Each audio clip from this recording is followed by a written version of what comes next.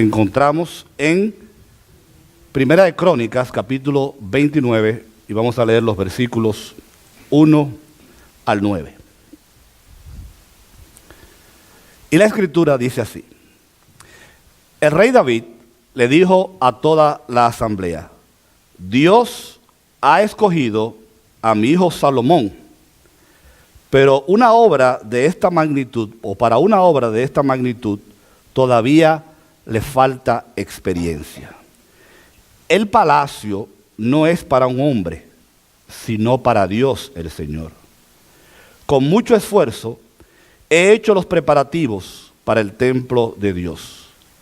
He conseguido para los objetos de oro, plata para los objetos de plata, bronce para los de bronce, hierro para los de hierro, madera para los de madera, y piedras de ónice, piedras de gaste, piedras talladas de diversos colores, piedras preciosas de toda clase y mármol en abundancia.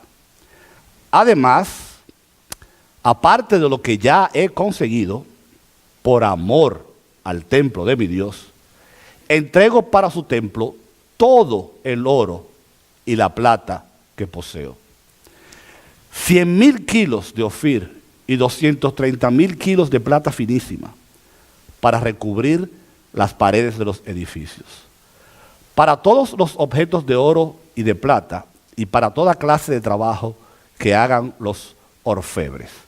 ¿Quién de ustedes quiere hoy, dice David, dar una ofrenda al Señor? Entonces, los jefes de la familia, los jefes de la tribu de Israel, los jefes de 1,000 y de 100,000 soldados, de 100 soldados, y los encargados de las obras del rey, hicieron ofrendas voluntarias. Donaron para las obras del templo de Dios 165,000 kilos y 10,000 monedas de oro, 330,000 kilos de plata y alrededor de 600,000 kilos de bronce y 3,300,000 kilos de hierro. Los que tenían piedras preciosas las entregaron a Jeriel, el Gegosita, para el tesoro del templo del Señor. El pueblo estaba muy contento de poder dar voluntariamente sus ofrendas al Señor, y también el rey David se sentía muy feliz. Pueden tomar asiento. El Señor añada bendición a su palabra. Para los que toman anotaciones, y si usted está visitándonos por primera vez hoy, que parece que tenemos el caso, y dirá, bueno, es la primera vez que vengo a esta iglesia y el pastor va a hablar de dinero. Bueno, no se sienta mal, porque si usted le pregunta a los demás hermanos, se va a enterar que este es el primer sermón de este año. Y corríjame a alguien si estoy equivocado. El primer sermón en todo el año que predicamos sobre el tema de la mayordomía. Y hay una razón por eso. Porque el tema del dinero y el tema de dar siempre es un tema delicado, que muchas veces puede traer malas expectativas en algunas personas, o tal vez el enfoque equivocado. Por eso queremos ir a la palabra de Dios en el día de hoy, para ver cuáles son los principios de mayordomía que la Biblia nos enseña y que pueden ser de bendición para nosotros. Cuando se trata de dinero, siempre repito, es un tema escabroso. Hay un chiste que yo lo he hecho varias veces y se lo voy a repetir hoy otra vez, por si acaso se les olvidó. Recuerden que es un chiste, no es teología ni nada de eso. Es una pareja que está queriendo, se acaban de casar y están buscando una casa para comprarla. Entonces la señora que trabaja en real estate les enseña varias, pero el precio, ¿verdad?, no les conviene. Finalmente dice, mire, allá hay una casa en un barrio muy bueno, muy bonita la casa, y está baratísima. La razón por la que está baratísima es porque se dice que hay un fantasma que vive en la casa. Pero la pareja, que eran evangélicos y cristianos, dijeron, nosotros no le tenemos miedo a los fantasmas. Si ese es el problema, no se preocupe. Efectivamente, compraron la casa baratísima, una casa lindísima. Y la primera noche que están sentados viendo televisión, escuchan un ruido en la habitación de al lado. Y cuando se asoman, efectivamente, ahí había un fantasma sentado viendo televisión. Y dice la esposa, ¿qué hacemos? Y dice, bueno, vamos a orar para que el Señor aparte el fantasma. Y empiezan a orar. Pero el fantasma sigue ahí viendo ESPN y todo, el fútbol, y no pasa nada. Y dice la muchacha, ¿qué hacemos ahora? Y dice, bueno, vamos a leer la Biblia, que si leemos la palabra de Dios, probablemente el fantasma se asusta y se va. Y empiezan a leer el Salmo 23, el Salmo 91. Y el fantasma quitado de bulla allí, en la casa, como que no pasaba nada. Dice, bueno, ya oramos, ya leímos la Biblia, ¿qué hacemos? Dice, vamos a cantar, que la alabanza a lo mejor lo ahuyente. Y empiezan a cantar corito, alabaré, alabaré. Y cuando van, ahí está el fantasma comiendo sándwich todavía en la casa. Y dice el hombre, pues yo no entiendo, hemos cantado, hemos orado, hemos leído la Biblia, hemos hecho todo lo que se hace en la iglesia, lo único que falta es que recojamos una ofrenda. Y cuando el fantasma oyó que iba a recoger una ofrenda, salió desgaritado y nunca más volvió a la casa. Dicen las estadísticas que el 37% de las personas que asisten a la iglesia no dan un centavo.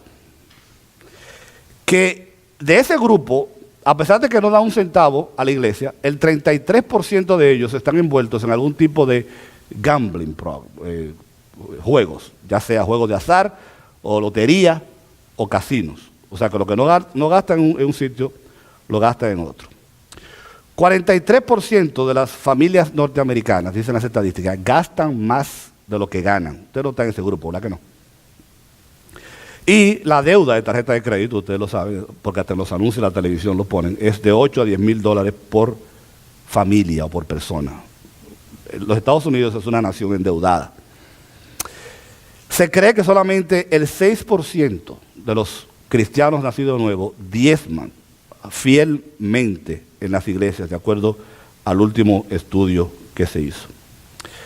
Y como decía hace un rato, la razón por la que muchos pastores no nos gusta predicar con frecuencia acerca del diezmo, de las ofrendas y del tema de dar, es porque no queremos que la gente tenga la sensación de que en la iglesia lo único que hacemos es pedir dinero, cuando en realidad es lo último que está en la mente nuestra, porque la iglesia existe para proclamar las buenas nuevas de salvación en Cristo Jesús, para apoyar a cada persona que viene a este lugar, tratar de hacerlo sentir como en familia, como lo que somos, porque somos el cuerpo de Cristo, la iglesia de Dios. Pero por supuesto, como todo en la vida, Dios no solamente diseñó un plan para bendecir a sus hijos a través de los diezmos y las ofrendas, pero también fue el plan que Él escogió para sostener el ministerio. Porque Dios provee, amén. Pero el dinero no viene del cielo, como caía el maná en la época de Israel. El dinero fluye a través de las bendiciones que Dios nos da a cada uno de nosotros y que nos capacita para poder ser canales de bendición a otros. Pronto, mucha gente en la Florida, en Texas y en otros lugares van a descansar en la bondad y en la generosidad de los americanos para poder salir de la situación en la que se encuentran y en la que se va a encontrar mucha gente en la Florida a partir de hoy. Pero vuelvo y repito, ese dinero no va a Dios va a proveer, pero Dios no va a mandar angelitos con una bolsa de dinero. Dios va a mandar hombres y mujeres como usted y yo, que van a poner de su tiempo, de su esfuerzo, de sus talentos y de su dinero para rescatar a aquellos que están en situaciones difíciles. Además, es nuestra responsabilidad como ministro predicar, porque la Biblia dice que es responsabilidad del pastor y de los líderes predicar todo el consejo de Dios. Y para que tengamos una idea de qué quiere decir eso, cuál es todo el consejo de Dios según la Biblia. En la palabra de Dios, los que estudian la Biblia dicen que hay por lo menos 30 versículos que hablan acerca del bautismo.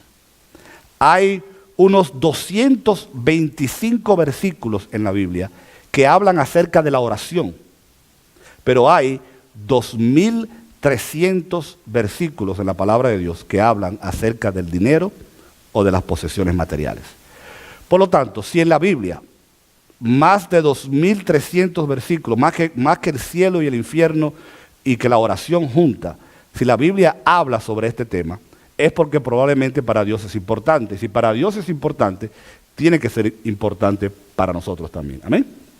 Bueno, dicho esto, Lo que queremos ver es cuál es la perspectiva correcta, cuáles son los principios de la mayordomía integral, que no solamente cuando decimos mayordomía integral, no solamente estamos hablando de las posesiones materiales, también estamos hablando del uso adecuado de nuestros talentos, de nuestro tiempo y de todos los recursos que Dios ha puesto a nuestra disposición.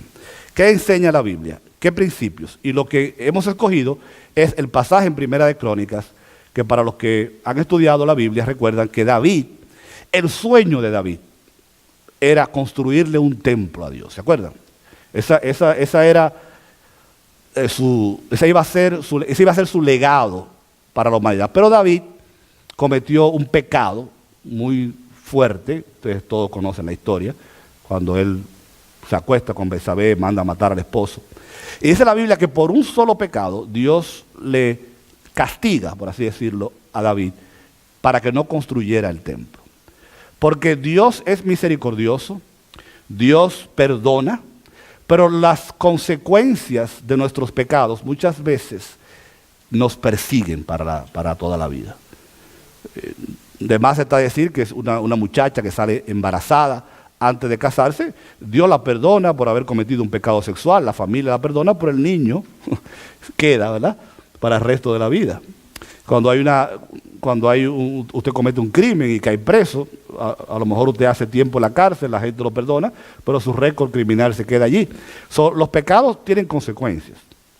David pagó la consecuencia de que no pudo construirle templo a Dios porque Dios le dijo que sus manos estaban manchadas de sangre por lo que había cometido. Entonces, el privilegio le va a tocar a su hijo Salomón, que jovencito, ustedes conocen la historia como Salomón le pide a Dios sabiduría, y Dios le dijo, no solamente te voy a dar sabiduría, porque Dios siempre da más de lo que uno le pide, y Dios le da a Salomón sabiduría y le da riquezas. Pero cuando Salomón va a entrar en la grandiosa tarea de construir el primer templo para Dios, porque anteriormente lo que existía era el tabernáculo, que se había construido en el desierto con Moisés. David dice, en la introducción, el pasaje que leímos, este muchacho está muy joven todavía, vamos a ayudarlo, no tiene la experiencia para construir este templo. Entonces, cuando se va a construir un templo, imagínense que nosotros fuésemos a construir otro templo porque ya no cabemos aquí. Yo creo que eso va a venir pronto, ¿verdad? ¿Amén?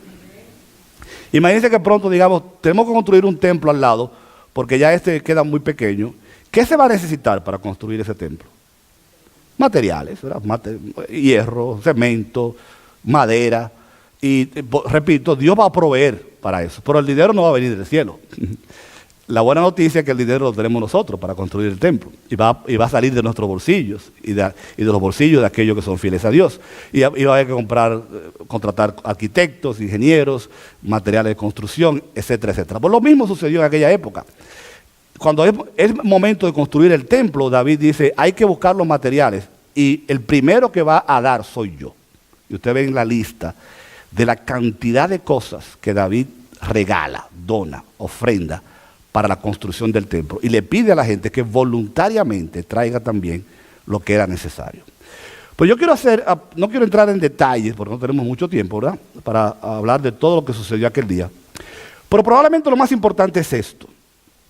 Israel era un pueblo que había salido de la esclavitud de Egipto y había pasado 40 años en el desierto hasta entrar a la tierra prometida. ¿De dónde había sacado Israel tanta riqueza para que pudiéramos ver los números de las cosas que se entregaron aquel día, que se trajeron como ofrenda voluntaria para la construcción del templo de Dios? Y la respuesta es muy sencilla. Si ustedes recuerdan bien la historia de la salida de Egipto, Israel pasó a ser de un pueblo pobre y esclavo, al otro día era un pueblo libre y rico. Porque cuando llegó el momento de salir de Egipto después de la plaga número 10, dice la Biblia que los egipcios les regalaban oro y plata y piedras preciosas y vestidos y ganado al pueblo para que se acuerden, para que se fueran. Váyanse de aquí porque ya, como habían 10 plagas habían afectado de manera fuerte a la nación por la mano de Dios, ellos salieron de Egipto, dice la Biblia, libres y ricos. Porque Dios hace eso. Dios puede cambiar nuestra realidad de un día para otro. Hoy hay gente que hoy y mañana hay gente en la Florida que van a despertar y lo habrán perdido todo. Eso es parte de la historia que vamos a vivir hoy y los días que vienen. Pero yo estoy consciente, yo estoy seguro y confiado en la palabra de Dios, que hay personas también que en medio de esa situación difícil van a encontrar bendición de parte de Dios. Y van a probablemente, porque la pregunta siempre no es por qué pasa esta cosa, pero ¿para qué? ¿Y cuál es el propósito que Dios tiene con mucha gente que va a pasar por esta situación? Pero los que creen en Dios, los que confían en Dios, aquellos que creemos en la palabra de Dios que dice que todo obra para bien, son personas que en medio de la dificultad, en medio del problema y en medio del dolor van a encontrar ayuda, bendición y apoyo de Dios. Y su realidad puede cambiar de un día para otro. ¿Por qué Israel tenía tanto dinero? ¿Por qué David tenía tanto dinero para dar al templo? ¿Por qué los jefes de la familia tenían tanto oro y tanta plata y tantas piedras preciosas? ¿Y por qué eran literalmente ricos? Porque Dios había bendecido primero. Y esa es la realidad en toda la vida nuestra. Dios, lo hemos dicho cada vez que predicamos sobre el tema, Dios siempre da primero. El video que vimos, que lo he repetido, no sé si ustedes se dieron cuenta que ya una vez lo pusimos, hace como 2 años, habla de que cuando Dios pide la primicia, es la primicia de lo que Él da primero. Dios nunca te va a pedir que le dé algo que tú no tienes o que Él no haya provisto. Nosotros desde que llegamos a este mundo llegamos ganando, porque la vida nos la dio Dios, la salud nos la dio Dios, el trabajo nos lo dio Dios. Dice la Biblia literalmente que la capacidad para hacer riquezas viene de Dios. Y cuando Dios pide que traigamos a Él la parte de lo que Él nos dio primero, Él no está pidiendo nada que no le pertenece, ni nada que Él no haya dado. De todos los principios que vemos en este pasaje, el primero de ellos, probablemente el más importante, es el principio de que lo que damos para Dios, precisamente, no es para nosotros, no es para el hombre, es para Dios. ¿Por qué es importante entender este principio? Porque mucha gente tiene el concepto equivocado y por culpa de muchos delincuentes que hay afuera, porque vamos a ser claros, la mayoría de los pastores de las iglesias son los líderes, son personas serias que están envueltas en el ministerio, pero hay algunos delincuentes allá afuera, aprovechándose de la voz. Ahora en Katrina, en el huracán que pasó, van a haber gente que se van a aprovechar, van a querer aprovecharse de la tragedia de otros para hacerse ricos, para ganar dinero, porque hay gente mala en el mundo. Y hay una serie de sinvergüenzas y delincuentes allá afuera que se aprovechan de la bondad de los cristianos y de la gente buena para autosatisfacerse y para enriquecer. Yo tengo un conocido, porque no puedo decir que es amigo mío, conocido, que a cada rato me dice, yo estoy loco por poner una iglesia para hacerme rico. Porque en su concepto, en su forma de ver las cosas, poner una iglesia es como poner un ventorrillo, ¿verdad? O poner un colmado, una bodega donde la gente va y le va a dar dinero y usted se lo va a echar en los bolsillos. Pero la Biblia enseña que cuando nosotros somos fieles en nuestros diezmos y ofrendas y en nuestra mayordomía y traemos a Dios lo que es de Dios, no es para los hombres, no es para el pastor, no es para el comité, no es para la iglesia americana, es para Dios. Fíjense que el versículo que leímos, que se encuentra en el pasaje de la Biblia que leímos, dice que el rey David le dijo a toda la asamblea, Dios ha escogido a mi hijo Salomón para una obra de esta magnitud. Le falta experiencia. El palacio no es para un hombre, sino para el Señor. O sea, lo que estamos haciendo no es para satisfacer a los hombres. Lo que estamos haciendo no es para enriquecer a los sacerdotes, no es para acomodar a los líderes. Esto es una obra para Dios. ¿Y qué es lo más importante que siempre tenemos que tomar en cuenta en esto? Yo, que tengo 35 años en el ministerio, he visto y he oído, ¿verdad?, cada caso, cada cosa. Y yo conozco personas que dicen, yo voy a esta iglesia, pero yo no doy mi diezmo en esta iglesia porque no me gusta la manera en que administran el dinero. Entonces yo mi diezmo lo mando para Santo Domingo, o lo mando para Colombia, o lo mando para Ecuador, o lo mando... Porque todos los países nuestros donde venimos nosotros hay necesidad, ¿cierto? O se lo mando a Radiovisión Cristiana, Y yo quiero que quede muy claro, porque creo que es bíblico, de que es un principio, el diezmo es para el Señor. Y usted está supuesto a dar el diezmo y las ofrendas voluntarias donde usted se congrega, donde usted es ministrado, donde usted es alimentado espiritualmente. Cualquier otra ofrenda que usted quiera mandar a su país, a una emisora cristiana, a la Cruz Roja, eso tiene que ser fuera de lo que es su responsabilidad como mayordomo fiel delante de Dios. Porque si a eso vamos, y cada uno de nosotros manda su diezmo y su ofrenda al lugar de donde vino, entonces aquí no entraría un centavo a la iglesia. Y otra vez, fíjense, Dios no necesita dinero de nadie. Amén. Dios es rico, Él es el dueño del oro y de la plata. Pero Dios quiere que nosotros seamos buenos administradores y buenos mayordomos de lo que Él nos ha dado, para Él poder bendecirnos más y poder usarnos como canales de bendición a otros. Entonces, si usted no está de acuerdo como la iglesia maneja las finanzas, si usted no está de acuerdo con los proyectos, lo que usted tiene que hacer es hablar, reunirse con el comité, hablar con el pastor, con los líderes, pero no decir, no, yo no voy a dar mi diezmo aquí, porque si ese es el caso, y perdón, usted me conoce que yo soy a veces un poco rudo. Aquí amamos a todo el mundo. Y yo, si me tengo que quitar la ropa, no me la quito aquí porque sería un desastre, ¿verdad? Para dársela, se la doy. Pero si usted no está contento en esta iglesia, usted no está cómodo, o usted entiende que no estamos haciendo lo correcto aquí, entonces usted debería estar en otra iglesia. Ahora bien, mi consejo como pastor es, siempre lo he dicho, usted no se mueve de una iglesia porque le da la gana. Usted se mueve de una iglesia cuando Dios lo mueve. Porque si la única razón por la cual una persona debe irse de una iglesia es la siguiente. Si el pastor o la iglesia está envuelto en algo que es antibíblico, inmoral o ilegal. El día que usted descubra que en esta iglesia estamos haciendo algo que es antibíblico, que es inmoral o es ilegal, ese es el día que usted tal vez debe irse a otra congregación. Pero si ese no es el caso, y Dios lo llamó a usted a esta congregación o lo va a llamar mañana a otra, usted debe moverse cuando Dios lo mueve. Cuando Dios le dice, te quiero en este lugar porque tengo un propósito para tu vida. Esa debe ser la actitud del creyente. Entonces, cuando nosotros tengamos diferencia, porque la vamos a tener, como humanos que somos, el diálogo, la conversación, la transparencia. Ustedes saben que nuestra iglesia es una en 3 partes, Lincoln Park, Wayne y Montclair. Y el dinero y todo se maneja a través de una sola iglesia en Lincoln Park. Nosotros tenemos la bendición de que tenemos un presupuesto, que son $300 y pico mil cada año. Y este año el presupuesto de ingreso está casi $20,000 por debajo de lo que debía estar en lo que va de año. O sea, se han dejado de dar cerca de $20,000. La bendición es que el presupuesto de gasto también está por debajo, porque hemos gastado menos de lo que estábamos presupuestados a gastar. ¿Me están entendiendo? La razón principal por la que el presupuesto de gasto en lo que va de año está por debajo es porque habíamos anticipado pagarle a un pastor de jóvenes y a un asistente administrador que no tenemos. Y ese salario no los estamos economizando. We got a break. Pero si hubiéramos tenido los gastos presupuestados, estuviéramos ahora mismo $20,000 por debajo del presupuesto. Que no lo estamos bien. Estamos como $30,000 en positivo porque los gastos han sido menos que lo que se presupuestó. Pero los ingresos también.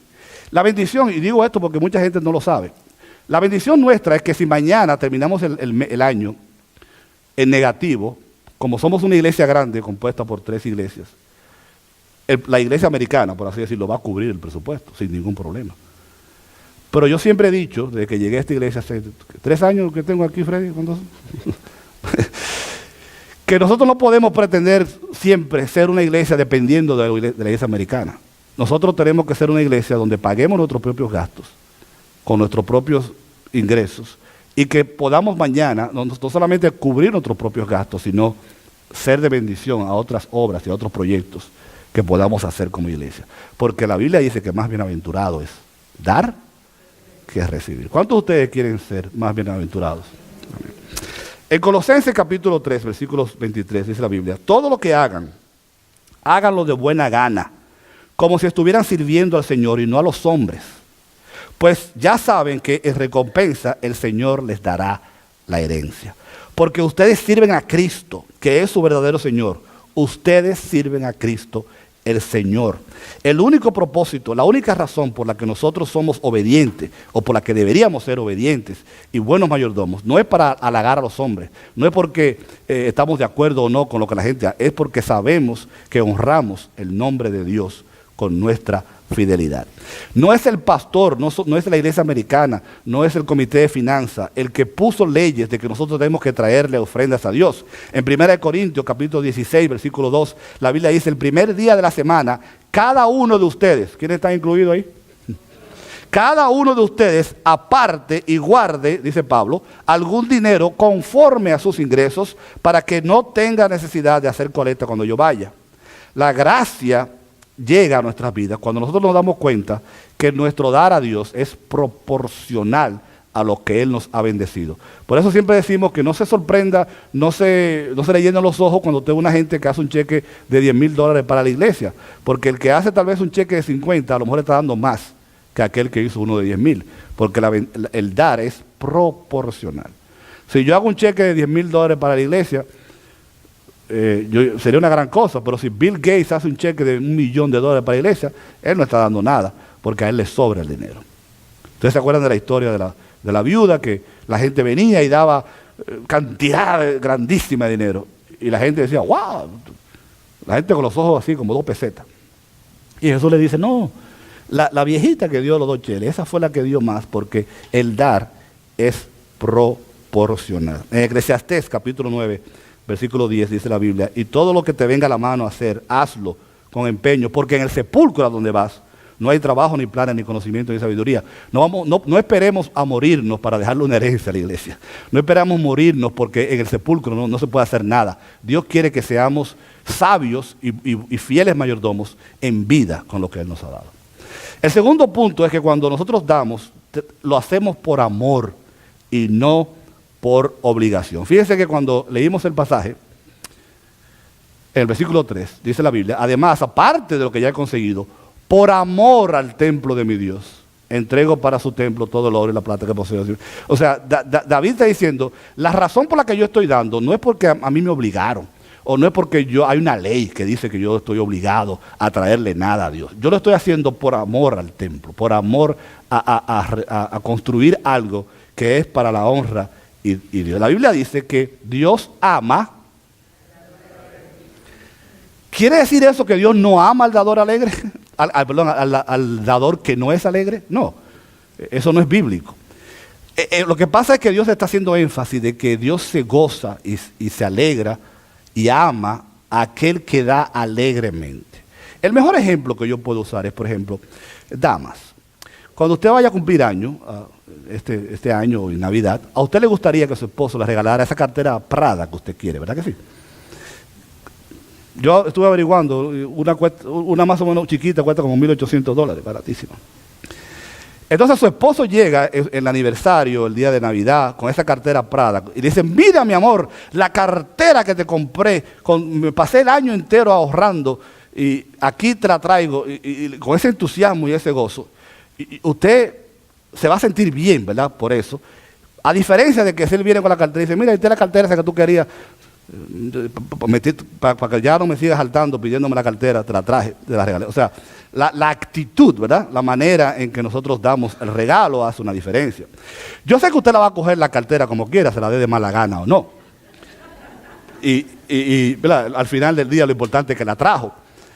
Pero la manera en que se presenta hace la diferencia. No es lo mismo decir, mira, te traje la cartera porque tú me tenías alto pidiéndome la cartera, a decirte, mira, lo gozoso que estoy por haberte traído este obsequio. Es por amor, no por obligación. En el libro de Éxodo, capítulo 35, hay todo un pasaje cuando Moisés va a construir el tabernáculo, que fue el anticipo del templo en el Antiguo Testamento. Y déjenme leerle rápidamente, porque yo creo que es importante, desde el versículo 4 de Éxodo 35. Moisés le dijo a toda la comunidad israelita, esto es lo que el Señor les ordena. Tomen de entre sus pertenencias una ofrenda para el Señor, todo el que se sienta movido a hacerlo. Fíjense que no era obligado. Presenten al Señor una ofrenda de oro, de plata, de bronce, de púrpura, de carmesí, de escarlata, y menciona muchísimas piedras. Versículo 24. Los que tenían plata o bronce los presentaron como ofrenda al Señor, lo mismo que quienes tenían madera de acacia contribuyeron con algo. Las mujeres expertas de artes manuales presentaron hilos, púrpura, carmesí, escarlata. Otras que conocían bien el oficio se sintieron movidas a hacerlo. Torcieron hilo de piedra, de cabra. Los jefes llevaron piedras de ónice y otras piedras preciosas para que se engastaran en el éfod y en el pectoral de los sacerdotes. También llevaron especias de aceite de oliva para el alumbrado, el aceite de la unción, el incienso. Fíjense lo que dice el versículo 29 de ese mismo capítulo de eso. Todos los israelitas que se sintieron movidos a hacerlo, lo mismo los hombres que las mujeres, presentaron al Señor ofrendas voluntarias para toda la obra que el Señor, por medio de Moisés, les había mandado a hacer. Cuando nosotros tenemos la perspectiva correcta de que lo que estamos haciendo por el Señor, no hay que torcerle el brazo a nadie para que dé, ni hay que convencer a la gente de que el diezmo es bíblico, o de que es una obligación del creyente traer ofrendas al Señor. Cuando uno tiene la perspectiva, cuando el corazón del creyente está en el lugar correcto, como dice la Biblia en Mateo 21, donde está tu tesoro, allí estará tu corazón, Mateo capítulo 6, versículo 21. Cuando el corazón del creyente está en las cosas de Dios y no en las cosas terrenales, no hay problema para nosotros voluntariamente traer ofrendas al Señor. Y qué casualidad, mis queridos hermanos, que aquellos que dan son siempre lo que tienen. Porque como ya alguien dijo una vez, el problema de mucha gente que no da no es porque no tiene porque no da. Se lo dejo de tarea. ¿Ves? Principio número 3. El dar tiene que ser sacrificial. Eso no quiere decir que usted tiene que quedarse pobre cuando dé. Lo que quiere decir es, como dicen en inglés, you have to give until it hurts. Tiene que ser sacrificial porque a Dios le interesa, como vimos en el video al principio, que Él pedía el primogénito de cada animal. O sea, cuando nacía una vaquita, un becerro, nacía una oveja, no había garantía de que iban a seguir naciendo otros animales. Sin embargo, el pueblo de Dios estaba obligado, por así decirlo, a dar la primicia a Dios. Diciéndole, Señor, este es el primer animal que sale. No sabemos si van a venir más, pero nosotros tenemos la confianza de que si te lo ofrecemos a ti, tú continuarás proveyendo. Igual que las primicias de los frutos. Es lo mismo que cuando nosotros diezmamos y sacamos primero el diezmo a Dios, antes de pagar los biles y antes de preocuparnos de dónde va a salir para pagar lo demás. Decimos, Señor, te estamos dando lo que es tuyo con la confianza de que sabemos que tú vas a proveer para que nosotros podamos cumplir con el resto de nuestros compromisos. Porque cuando usted no diezma, cuando usted no ofrenda, cuando usted no es un mayordomo fiel, usted lo que le está diciendo a Dios es, yo no confío en ti. Si yo te traigo el diezmo y la ofrenda esta semana, yo no confío en ti, en que al otro día voy a tener para pagar los biles o para comer en mi casa. Y eso es pecado delante de Dios. La viuda, yo dije hace un rato, dio sacrificialmente, ella dio todo lo que tenía. La viuda en el Antiguo Testamento que tenía la harina y el aceite, ustedes se acuerdan, el profeta le dijo, dame primero comida a mí y después haz para ti. Ella se corría el chance de que no hubiera comida para ella. Cuando nosotros traemos nuestra ofrenda a Dios, lo hacemos de manera sacrificial. Y fíjense que en el pasaje que leímos, David pregunta, ¿quién quiere traer una ofrenda voluntaria al Señor? En inglés o en el idioma original dice, ¿quién quiere llenarse sus manos para traerlas a Dios? Cuando nosotros tenemos una perspectiva correcta acerca de la mayordomía, ni el 10%, ni el 20%, ni el 30% es importante. Lo importante es honrar el nombre de Dios con nuestras vidas.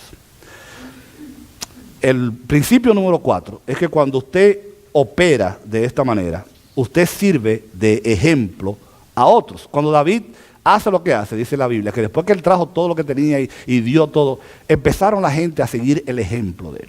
Los jefes de la familia, los líderes de la tribu, comenzaron a traer también de lo que tenían porque se vieron motivados con el ejemplo. Recuerden, padres, porque son padres aquí, y lo que van a ser padres, que nuestros hijos aprenden más con nuestro ejemplo que con lo que le decimos. Ustedes sabían eso, ¿verdad? Los hijos nuestros aprenden más. Y la gente evalúa y aprende más por lo que ven que uno hace, que por lo que uno dice. Porque yo puedo pararme aquí y creo que de vez en cuando puedo hablar bonito, ¿verdad que sí? A veces yo puedo pararme aquí y usar palabras bonitas. Pero si lo que yo hablo y digo no se compadece con mi vida, con mi actitud, si yo no diezmara, y ustedes pueden chequear con finanzas que el pastor diezma, si yo no siguiera con mi ejemplo lo que yo predico, de nada serviría. Si usted como papá le dice a su hijo, no diga mentira, y él lo ve a usted diciendo, dile que no estoy cuando llama por teléfono, el ejemplo habla más alto que las palabras. Por lo tanto, Dios quiere que nosotros seamos eso, ejemplo. El famoso caso de los dos hijos, que el papá le dijo, vengan a trabajar. Y uno dijo, sí, yo voy ahí, cuenta conmigo. Si tú sabes contar, cuenta con eso, que yo voy para allá. Y no fue, ¿se acuerdan? Y el otro dijo, no, yo no voy para allá, estoy cansado, pero después decidió ir. El acto habla más alto que nuestras palabras. La gente aprende más por nuestras acciones que por nuestras palabras. También es bíblico que cuando nosotros actuamos en favor de lo que Dios ha dicho, entramos en lo que la Biblia llama el principio de la siembra y la cosecha, que ha sido abusado allá afuera por muchos predicadores, de la famosa siembra.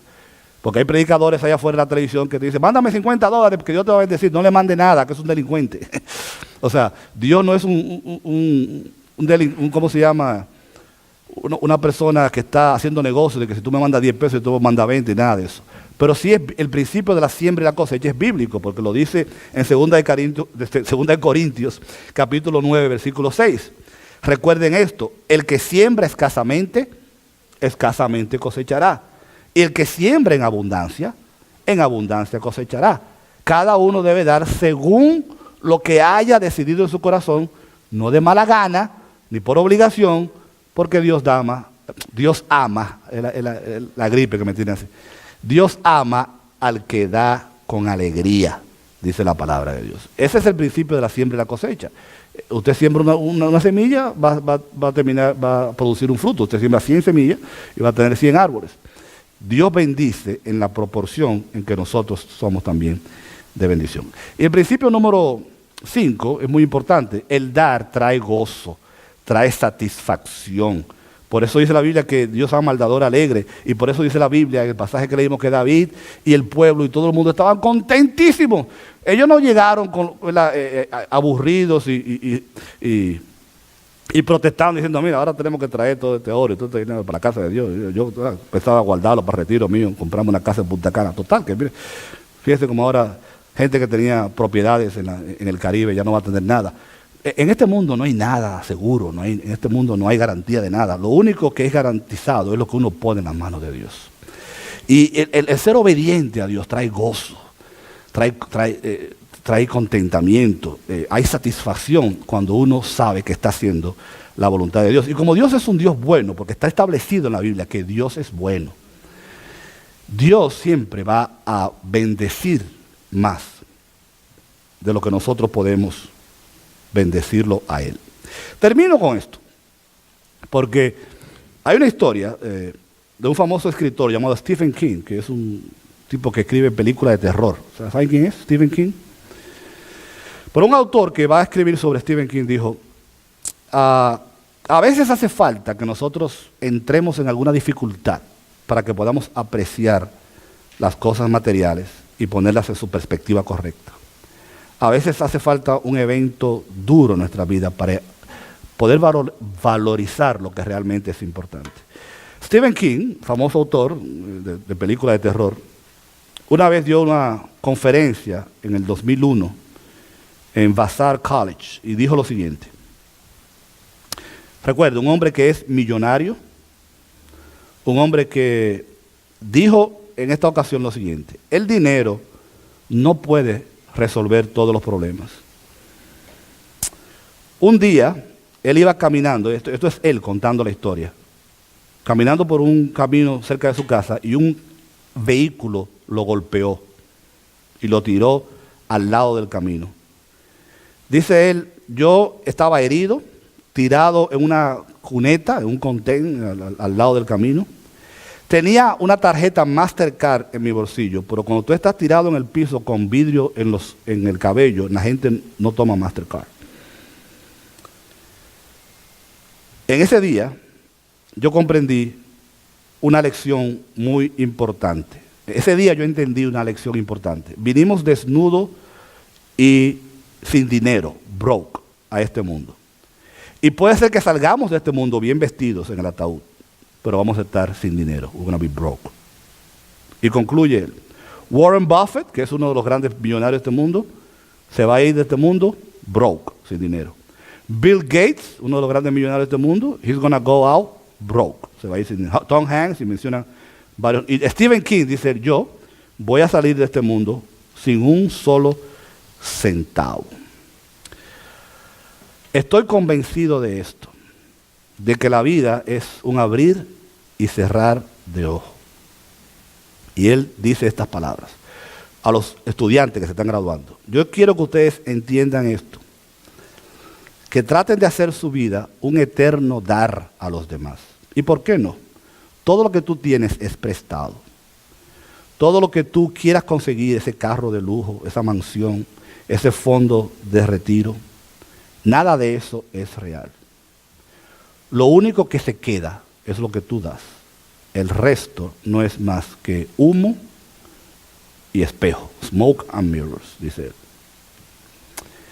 Y finalmente, el famoso predicador llamado Edwin Hughes predicó una vez un mensaje acerca de la mayordomía y acerca del dar. Y un hombre rico que estaba en la iglesia, que oyó el mensaje, invitó al predicador a su casa esa tarde. Y le dijo, yo quiero que venga conmigo a mi casa. Y le enseñó su palacio, le enseñó su casa de lujo, le enseñó sus autos, le enseñó sus propiedades. Y le dijo, predicador, ¿usted me quiere decir a mí que nada de eso es mío? Y el predicador le dijo, pregúntame después en 100 años y te voy a dar la respuesta. Porque mis queridos hermanos, cuando uno desarrolla la actitud correcta hacia los bienes materiales, entiende claramente que lo único que uno pone en las manos de Dios es lo único que permanece. Hacer tesoros en el cielo, dice la Biblia, y no en la tierra. Y hacemos mucho énfasis nosotros a veces no hacer tesoros en la tierra, pero no hacemos mucho énfasis en el hecho de que sí podemos hacer tesoros en el cielo. Y lo único que uno se lleva a la eternidad es lo que uno pone aquí en las manos de Dios. En el pasaje que leímos termina la Biblia diciendo, David, bendito sea Señor, Dios de nuestro Padre Israel, desde siempre y para siempre. Tuyos son, Señor, la grandeza y el poder, la gloria, la victoria y la majestad. Tuyo es todo cuanto hay en el cielo y en la tierra. Tuyo también es el reino y tú estás por encima de todo. Tuyo también, Señor, de ti proceden la riqueza y el honor. Tú lo gobiernas todo. En tus manos están la fuerza y el poder, y eres tú quien engrandece y fortalece a todos. Por eso, Dios nuestro, te damos gracias, y a tu glorioso nombre tributamos alabanzas. Pero ¿quién soy yo?, dice David, ¿y quién es mi pueblo para que podamos darte estas ofrendas voluntarias? En verdad, tú eres el dueño de todo, y lo que hemos dado, de ti lo hemos recibido. Esa es una actitud correcta. Ante ti somos extranjeros y peregrinos, como lo fueron nuestros antepasados. Nuestros días sobre la tierra son solo una sombra sin esperanza. Y él concluye en el versículo 16. Señor y Dios nuestro, de ti procede todo cuanto hemos conseguido para construir un templo a tu santo nombre. Todo es tuyo. Amén. Lo ponemos de pie. Tenemos que participar de la Santa Cena en unos minutos porque no pudimos celebrar la semana pasada. Pero nos despedimos de este servicio en el día de hoy enfatizando, ¿verdad?, que una mayordomía adecuada está enfocada en que la honra y para la gloria es para Dios. De que lo que hacemos lo hacemos para Dios y no para los hombres. De que hay satisfacción en ser fieles delante del Señor. Que Dios cuenta con nosotros para usarnos como canales de bendición a otros. Y que en la manera en que nosotros bendecimos a los demás y respondemos a las instrucciones de Dios, más bendecidas van a ser nuestras vidas. ¿Cuántos de ustedes creen que es así? Que Dios bendice al dador alegre. Padre, en esta preciosa mañana te damos gracias por tu palabra. Y te pedimos que tú nos ayudes a tener esa actitud correcta delante de ti, reconociendo que tú eres el dueño de todo. Y que lo que traemos a ti no es más que devolverte un poco de lo mucho que tú nos has dado. Ayúdanos a ser fieles mayordomos, a poder ser canales de bendición y continúa proveyendo para aquellos que están en necesidad. Usa esta iglesia para ser ese vehículo de bendición. En el nombre de Jesús. Amén.